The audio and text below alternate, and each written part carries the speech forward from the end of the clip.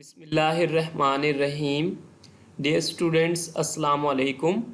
Students, हम लोग पढ़ रहे हैं चैप्टर नंबर 11 होम्योस्टेसिस और आज का हमारा टॉपिक है हेलोफाइट्स। आज की क्लास में हम हेलोफाइट्स के बारे में पढ़ेंगे। हेलोफाइट्स ऐसे पौधे हैं जो समुद्र में रहते हैं। Halophytes halophytes live in sea water. Halophytes समुद्र के पानी में रहते हैं and are adopted to salty environments, और ज़्यादा नमकियात वाले इन्वायरमेंट के लिए अडॉप्टेशंस रखते हैं। यानी कि जो हेलोफाइट्स हैं ये ऐसे पौधे हैं जो समुद्र के पानी में रहते हैं, और समुद्र के पानी में चूँकि नमकियात ज़्यादा होते हैं इस वजह से इन पौधों ने ऐसी अडॉप्टेशंस इख्तियार की हुई हैं जिससे ये साल्टी इन्वायरमेंट में रह सकें।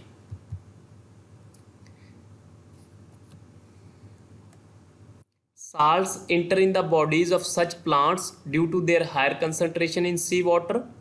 चूँकि समुद्र के पानी में नमकियात ज़्यादा होते हैं इस वजह से नमकियात समुद्र के पानी से इन पौधों के जिस्म में दाखिल होते हैं। आपको पता है कि मॉलिक्यूल्स हमेशा अपनी ज़्यादा कंसंट्रेशन से कम कंसंट्रेशन की तरफ हरकत करते हैं। तो जो नमकियात हैं वो समुद्र के पानी में ज़्यादा होते हैं और इन पौधों के जिस्म में कम होते हैं। इस वजह से डिफियन के अमल के ज़रिए नमकियात समुद्र के पानी से इन पौधों के जिस्म में दाखिल होते हैं। यानी कि नमकियात किस तरफ मूव करेंगे? सी वाटर से प्लांट्स की तरफ। ऑन द अदर हैंड, और दूसरी साइड पे, water tends to move out of their cells into the hypertonic sea water. और जो पानी है वो पौधों के जिस्म से समुद्र के पानी की तरफ हरकत करेगा। यानी कि समुद्र का जो पानी है वो हाइपरटोनिक होता है। हाइपरटोनिक मीन ऐसा पानी जिसमें नमकियात ज़्यादा हों, और पौधे के जिस्म में चूँकि जो पानी होता है वो हाइपोटोनिक होता है, यानी ऐसा पानी जिसमें नमकियात कम हो। तो जो पानी है ये हमेशा हाइपोटोनिक से हाइपरटोनिक की तरफ हरकत करता है, यानी कि पौधे के जिस्म से समुद्र के पानी की तरफ हरकत करेगा। तो यहाँ पे हमने दो चीज़ें देखी हैं कि जो नमकियात हैं वो समुद्र के पानी से पौधे के जिस्म की तरफ जाएंगे, और जो पानी है वो पौधे के जिस्म से समुद्र के पानी की तरफ जाएगा। लेकिन अगर इस तरह से हो जाए तो फिर तो प्लांट्स के जिस्म से पानी निकल जाएगा और उनकी डेथ हो जाएगी। तो फिर पौधों ने ऐसी कौन सी अडाप्टेशंस इख्तियार की हुई हैं जिससे वो पानी की ज़्यादा मिकदार को अपने जिस्म में ज़ख़ीरा कर सकें? कौन सी अडाप्टेशंस हैं जी, उनको डिस्कस करते हैं।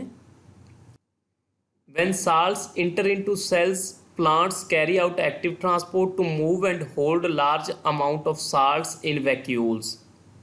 जब नमकियात इनके सेल्स में दाखिल होते हैं तो ये पौधे नमकियात की बड़ी मिकदार को अपने वैक्यूल्स में ले जाने और वहीं पर रखने के लिए एक्टिव ट्रांसपोर्ट करते हैं। यहाँ पे अब आपने ये चीज़ समझनी है कि एक्टिव ट्रांसपोर्ट ये ट्रांसपोर्ट की ऐसी किस्म है जिसमें मटेरियल्स को कम इर्तिकाज से ज़्यादा की तरफ हरकत करवाया जाता है। कैसे? एनर्जी लगाकर। यानी कि एक्टिव ट्रांसपोर्ट ये ऐसी किस्म है जिसमें एनर्जी इस्तेमाल की जाती है मॉलिक्यूल्स को कम इर्तिकाज से ज़्यादा इर्तिकाज की तरफ हरकत करवाने के लिए। तो पौधे क्या करते हैं कि वो एनर्जी लगाकर नमकियात को अपने सेल्स में ले जाते हैं और वहीं पर ज़ख़ीरा रखते हैं। इससे क्या होगा? Salts are not allowed to move out through the semi permeable membrane of vacuoles।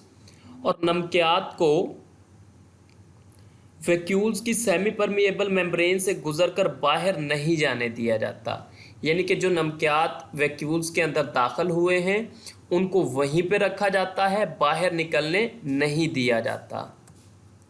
So the sap of vacuoles remains even more hypertonic than sea water. तो इससे क्या होगा? इस वजह से वैक्यूल्स का अंदरूनी मवाद यानी सीप समुद्री पानी से भी ज़्यादा हाइपरटोनिक हो जाएगा। अब पहले क्या था कि पहले समुद्र का जो पानी था वो हाइपरटोनिक था और प्लांट्स के अंदर हाइपोटोनिक कंडीशंस थी। लेकिन अब क्या होगा? जब पौधा एक्टिव ट्रांसपोर्ट करेगा और एक्टिव ट्रांसपोर्ट करके साल्ट्स की बड़ी मिकदार को अपने सेल्स में ज़ख़ीरा कर लेगा तो उससे प्लांट्स के अंदर हाइपरटोनिक इन्वायरमेंट पैदा हो जाएगा, जबकि जो समुद्र का पानी है वो हाइपोटोनिक इन्वायरमेंट के तौर पर बिहेव करेगा। तो जो पानी है वो हमेशा हाइपो से हाइपरटोनिक की तरफ मूव करता है। अब प्लांट्स के अंदर हाइपरटोनिक कंडीशन है और समुद्री पानी हाइपोटोनिक के तौर पर बिहेव कर रहा है। तो पानी फिर किधर मूव करेगा? हाइपोटोनिक से हाइपर की तरफ, यानी कि समुद्री पानी पौधों के जिस्म की तरफ हरकत करेगा। इन दिस वे, इस तरह water does not move out of the cells, और इस तरह क्या होगा? पानी सेल्स से बाहर नहीं आएगा। इस तरह के पौधों की एग्जाम्पल्स क्या हैं? Many sea grasses are included in this group of plants. समुद्री घास के कई पौधे इस ग्रुप की एग्जाम्पल्स हैं। तो स्टूडेंट्स, हम लोगों ने पढ़ा है हेलोफाइट्स के बारे में कि हेलोफाइट्स ऐसे पौधे हैं जो समुद्री पानी में रहते हैं। समुद्र का पानी चूँकि नमकियात वाला है, यानी कि उसमें नमकियात बहुत ज़्यादा होते हैं, इस वजह से क्या होता है कि इन पौधों ने ऐसी अडाप्टेशंस इख्तियार की हुई हैं जिससे वो नमकियात वाले पानी में भी ज़िंदा रह सकें। कौन सी अडाप्टेशंस हैं? कि ये पौधे क्या करते हैं कि नमकियात की एक बड़ी मिकदार को अपनी बॉडी में ले जाते हैं और वहीं पर ज़ख़ीरा रखते हैं। उससे क्या होता है कि इन पौधों के जिस्म में हाइपोटोनिक इन्वायरमेंट पैदा हो जाता है, जबकि समुद्री पानी हाइपोटोनिक के तौर पर बिहेव करता है। और इस तरह क्या होता है कि पानी जो है वो इन पौधों के जिस्म में दाखिल होता है और वहीं पर रहता है, बाहर नहीं आता। नेक्स्ट हेलोफाइट्स की डायग्राम है। तो यहाँ पे आपको सी ग्रासेस नज़र आ रही हैं, ये हेलोफाइट्स की एग्जाम्पल है। नेक्स्ट, आज के टॉपिक से रिलेटेड हमारे क्वेश्चंस। एक ही क्वेश्चन है, right A short note on halophytes. Halophytes पर एक मुख्तसर नोट लिखें। तो इसमें आप बताएंगे कि हेलोफाइट्स ऐसे पौधे हैं जो समुद्री पानी में रहते हैं, यानी ज़्यादा नमकियात वाले माहौल के लिए मुताबिकत रखते हैं।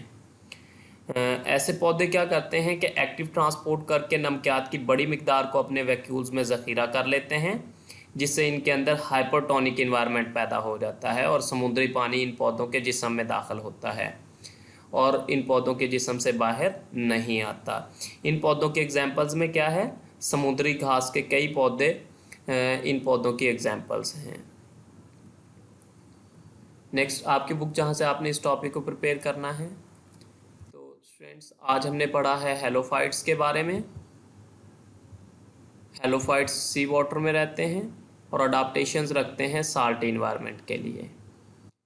और इसके अलावा हमने ये देखा है कि ये प्लांट्स किस तरह से अपने अंदर पानी की बड़ी मिकदार को ज़ख़ीरा करते हैं। और लास्ट पे हमने इसकी एग्जांपल्स डिस्कस की हैं कि many sea grasses behave as halophytes. Thank you students.